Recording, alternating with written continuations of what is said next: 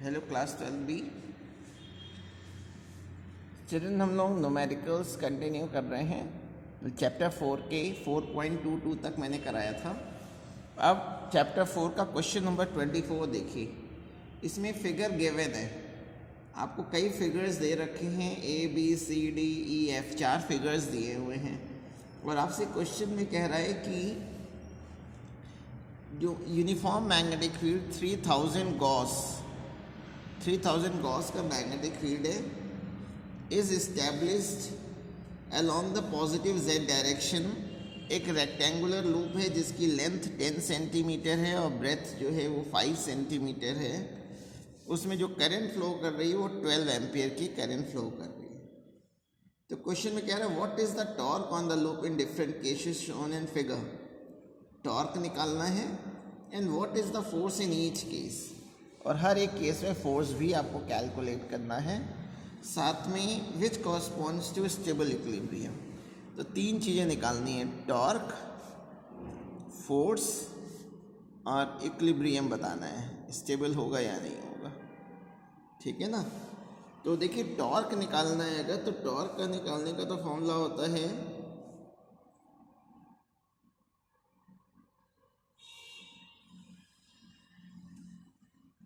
Torque अगर निकालना है तो इसका तो फॉर्मूला हो जाएगा कि tau is equal to m cross b होता है और m का फॉर्मूला होता है NIA। अगर सिंगल टर्न है तो IA क्रॉस b हो जाएगा, IA क्रॉस b। ठीक है ना। तो I की वैल्यू क्वेश्चन में हमें दे रखी है, करंट आपको दे रखा है 12 ampere.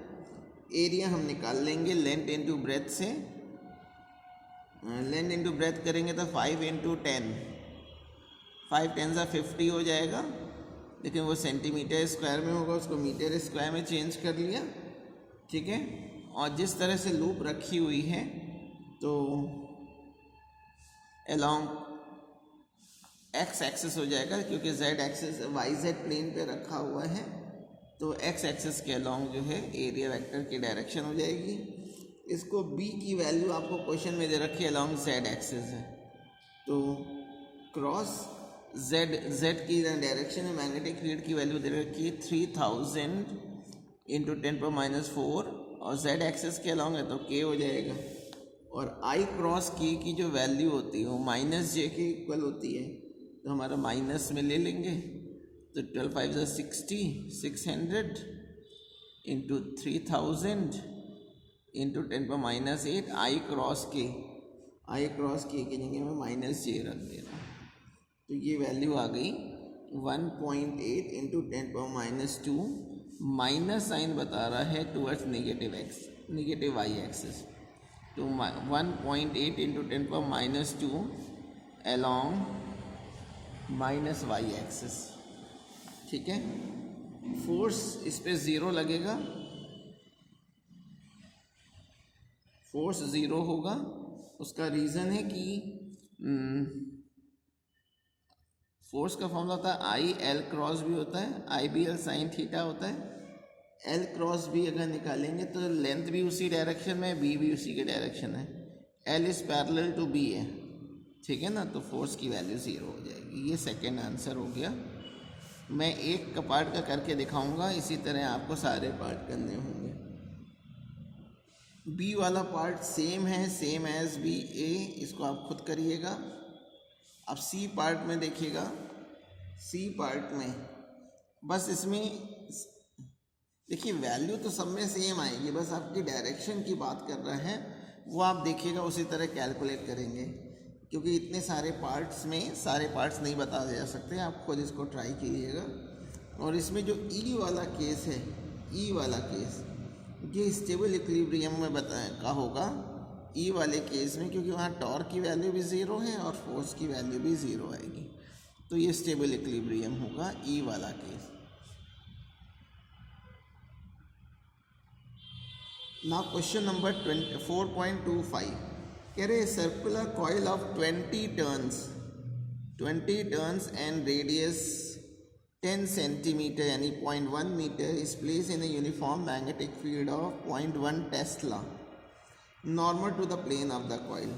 If the current in the coil is 5 ampere, then what is the total torque? Torque निकालने का फॉर्मूला होता है NIAB sin theta, NIAB sin theta, ठीक है।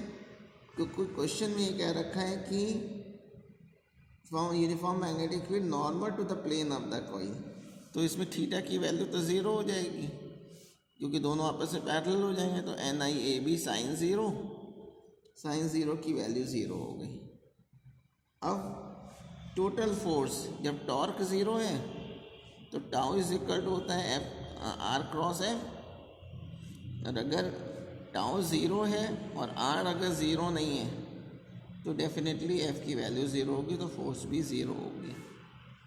फिर थर्ड है, आपसे कह रहे हैं average force on each electron, force निकालना है इलेक्ट्रॉन पे, तो फोर्स का लॉरेंज फोर्स का फॉर्मूला QVB होता है, या इलेक्ट्रॉन की बात करेंगे तो EVDB हो जाएगा, EVDB। और VD निकालने के लिए फॉर्मूला हम लोग जानते हैं क्या होता है, I इज इक्वल टू होता है NEAVD, I is equal to होता है NEAVD। तो VD की वैल्यू निकालेंगे तो I upon NEA into EB, E से E कैंसिल, तो फोर्स आ गया I की वैल्यू 0.1 है, B की वैल्यू, करंट है 5,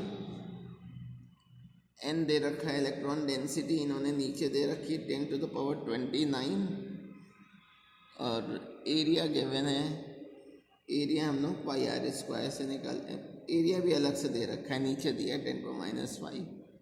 इसको अगर सॉल्व करें तो 5 इंटू 10⁻25 न्यूटन आ जाए, 5 into 10⁻25 Newton. Now question number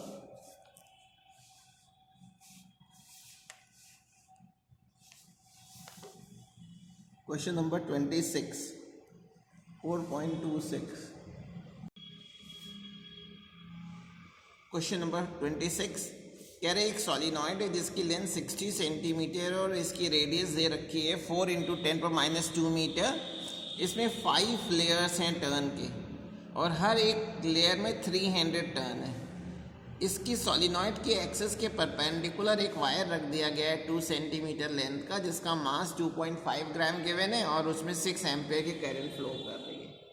कह रहे हैं कि current for what value of current in the windings of the solenoid, solenoid में कितनी करंट फ्लो करनी चाहिए। सॉलिनॉइड की करंट को मैं कैपिटल I लिख दे रहा हूँ। सॉलिनॉइड जो है उसमें कितनी करंट फ्लो करनी चाहिए कि वो वायर के वेट को बैलेंस कर ले, वायर के वेट को बैलेंस कर ले। तो मैं पहले ये निकालने जा रहा हूँ कि मैग्नेटिक फील्ड कितनी प्रोड्यूस होगी। मैग्नेटिक फील्ड सॉलिनॉइड की बात कर रहा हूँ, due to a solenoid magnetic field का क्या फॉर्मूला होता है, B is equal to mu naught capital N by capital L into I। इसे वैल्यू रख दे रहे हैं, म्यू नॉट की वैल्यू हो गई 4 पाई इंटू 10⁻⁷, कैपिटल N आपको मालूम है 300 टर्न्स हैं और 3 लेयर्स है तो इंटू 3 कर दिया, अपॉन L है 60 सेंटीमीटर यानी 0.6,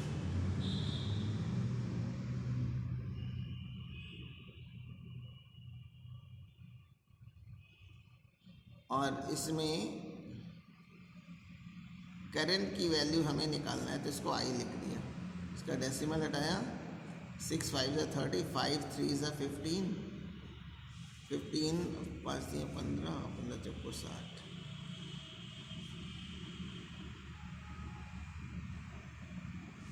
तो ये 6 पाई इंटू 10⁻⁴ I, इतना टेस्ला का मैग्नेटिक फील्ड प्रोड्यूस होगा।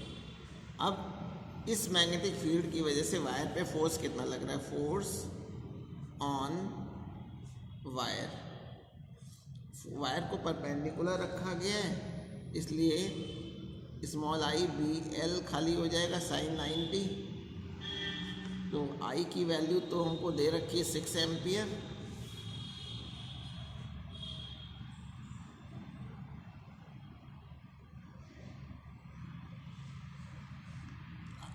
I की वैल्यू 6 एम्पियर। मैग्नेटिक फील्ड अभी हम लोग ने निकाला है 6 पाई इंटू 10⁻⁴ I और लेंथ है इसकी 2 सेंटीमीटर यानी 0.02।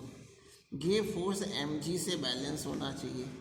तो m की वैल्यू 2.5 ग्राम है, तो 2.5 इंटू 10⁻³ g की वैल्यू हम रख दे रहे हैं 9.8 is equal to 6 6 36 pi into 0.02 into 10⁻⁴ I। इससे I की वैल्यू कैलकुलेट करेंगे 108 एम्पियर आएगा।